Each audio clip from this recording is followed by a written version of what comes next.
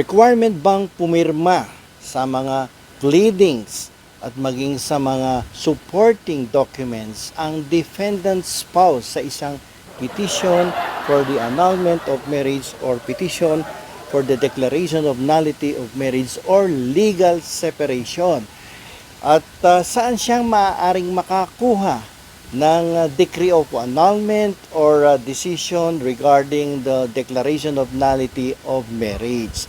Ito po yung mga katanungan na ibinato sa atin nitong nakaraang araw na may kaugnayan sa isang panayam na isinagawa na isang sikat na komedyante, TV host, talent manager at isang YouTube vlogger sa isang veteranang actress na before ay lawfully married sa isa namang veteranong aktor, sikat na komedyante, TV host, composer, writer, at singer na rin. So sasagutin po natin ang lahat ng mga katanungan na yan dito sa aking episode sa Bueno Law and Beyond YouTube channel. Pero bago yan, sana mag-like, mag-share, mag-comment din kayo dito sa aking YouTube channel at huwag niyo pong kalilimutan na mag-subscribe dito sa Bueno Law and Beyond.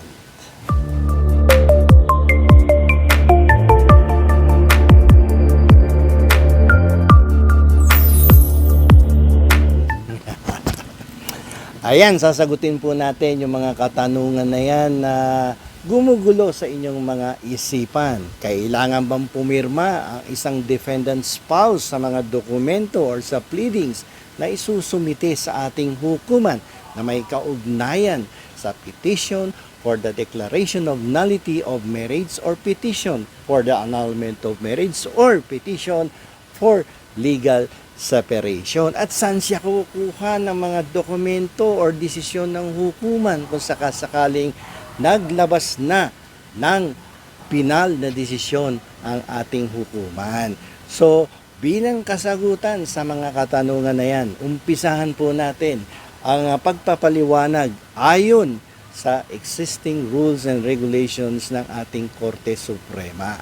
Okay, sa mga circular na inisyu ng ating Korte Suprema, sinasabi dito na ipinagbabawal o dinidisallow yung pagpirma ng defendant spouse sa mga pleadings na dapat isumite sa hukuman.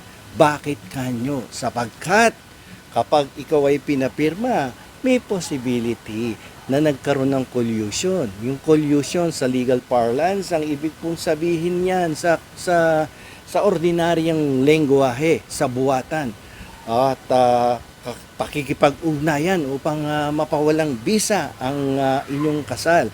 Yan po ay dinidiscourage ng ating batas. Kung ikaw ay papipirmahin, definitely the court will suspect you to having a collusion with the petitioner of the annulment of your marriage. Kapag ganyan, syempre, obligado ang ating huwes or hukuman to give directive to the prosecuting attorney or to the fiscal to conduct a collusion investigation pursuant to Article 48 of the Family Code of the Philippines. Ang sabi dito sa ilalim ng Artikulo 48 ng ating Family Code, in all cases of annulment of marriage, declaration of nullity, or petition for legal separation, if one of the parties or the parties are suspected of having a collusion, then the judge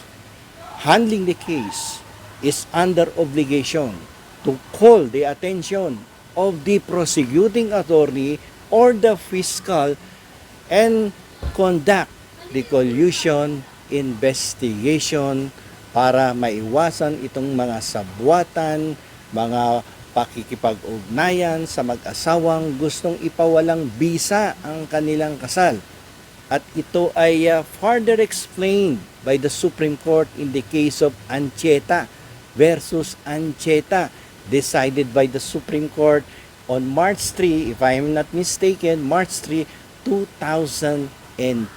Diyan ipinaliwanag ng ating Korte Suprema na hindi na kailangang pumirma ang defendant spouse at hanggat maaari, huwag kayong mag-uusap na may kinalaman sa pagsasampa ng petition for the annulment of your marriage or for the petition for the declaration of your nullity of marriage or even legal separation. Sapagkat ayon kasi sa ating konstitusyon at yan ay umiiral sa hanggang ngayon na hanggat maaari ang ating kasal na itinuturing na sagrado, as much as possible pinipreserve yan, at hindi dapat basta-basta na lamang ipapawalang bisa sapagkat kailangan ma-maintain ng pamilya, palakasin natin ang samahan ng buong pamilya at kung merong konting alitan lamang dapat yan ay inaayos within the family at hindi dapat susugot sa hukuman at ito ay bigla-bigla na lamang gustong ipadeklara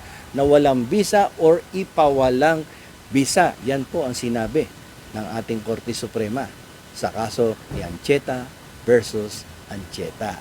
So balikan natin yung issue tungkol sa isang veteranang actress na ikinasal noong araw pa prior to 1988 or the effectivity of the family code.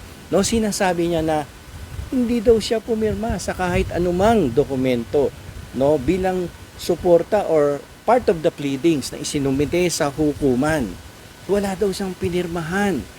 Kaya hindi niya alam kung wala na bang bisa ang kanilang kasal at minsan nga daw hindi niya matanggal yung apelyido ng kanyang asawa kapag pumapasok siya sa mga different organizations sapagkat hindi naman daw siya sigurado kung wala ng bisa yung kasal sapagkat wala siyang kopya noong desisyon ng hukuman regarding the annulment of her marriage at wala nga daw siyang pinirmahan. So straight to the point, kapag kayo ay dependent spouse at hindi nyo alam kung nagkaroon ng desisyon kasi hindi ka binigyan ng kopya ng abogado niya or hindi ka binigyan ng kopya ng iyong dating asawa or yung abogado nagkamali na ipadala sa maling address yung desisyon regarding the declaration of nullity of your marriage or annulment of your marriage, ang dapat mo pong gawin ay pumunta ka sa local civil registrar kung saan nakarehistro ang iyong dating kasal sapagkat